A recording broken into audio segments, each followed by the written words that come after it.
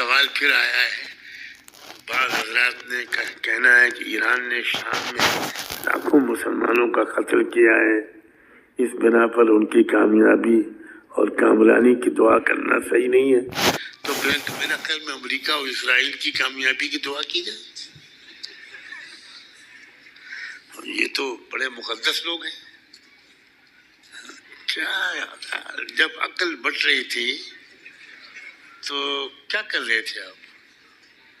Cricket کھیل رہے تھے، فٹ بال کھیل رہے تھے، کیا کر رہے تھے؟ ایران کی فتح کی دعا مت کیجئے، امریکہ اور اسرائیل کی شکست کی دعا کیجئے. بس کیا پتا اللہ تعالیٰ ایران کو ہدایت دینے کا فیصلہ کر چکا. وما ذلک علی اللہ بعزیز.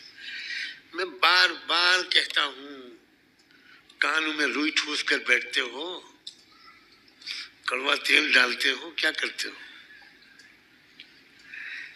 جس دن امام مہدی آ جائیں گے نا، سنی شیعہ سب ایک ہو جائیں گے.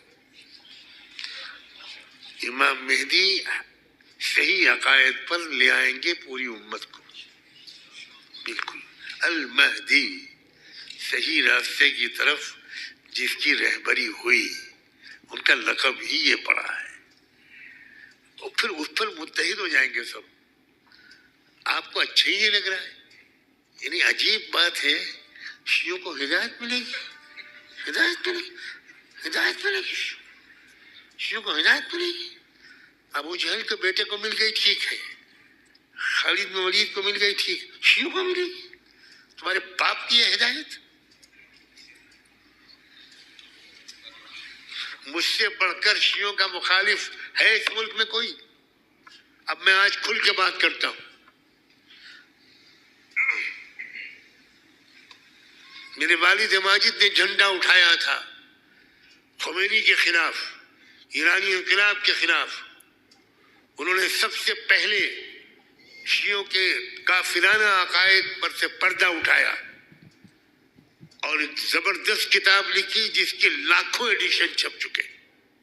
پوری دنیا میں کوہرام مچ گیا، لاکھوں لاکھ سنی شیعہ ہونے سے بچ گئے. اس کے بعد دوسرے قدم کے طور پر میرے والد صاحب نے ایک استفتاء لکھا.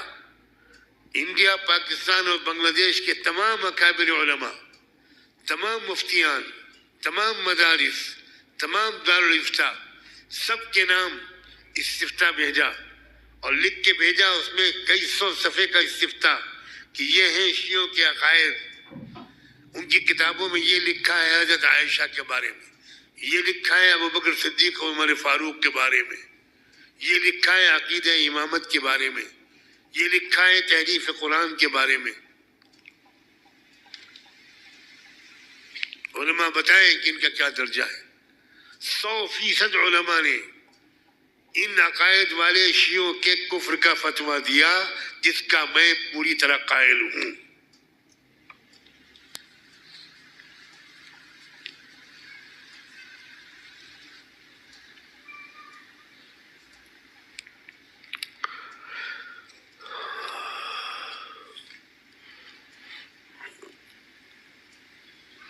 لیکن شیعہ کافر ہیں تو اس کا مطلب یہ کہ امریکہ ان کو مارے تو ہم خوش ہوں؟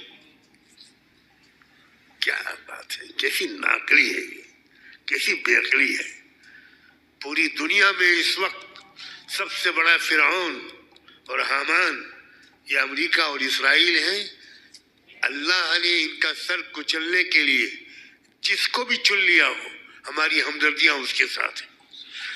عقیدوں میں ہم ان کے ساتھ نہیں ہیں، اور ہم یہ دعا کر رہے ہیں کہ ان کی عقیدے کی کمیاں ہوں یا ہماری، سب کی اللہ تعالیٰ دور کر دے.